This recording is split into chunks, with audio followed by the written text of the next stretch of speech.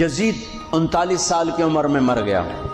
اس کا بیٹا بھرپور جوان 19-20 سال کی عمر میں 3 بر اعظم کی خلافت پر بیٹھا. عمر کتنی؟ 18-19 سال. جوانی، پاگل پن، بے ہوشی.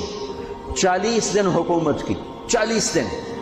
41ویں دن اپنے سارے خاندان بنو امیہ کو اکٹھا کیا اور آ کر ممبر پہ یوں بیٹھا.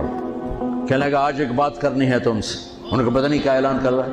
کہ دیکھو میرا باپ ظالم تھا، جبار تھا، ظالم تھا.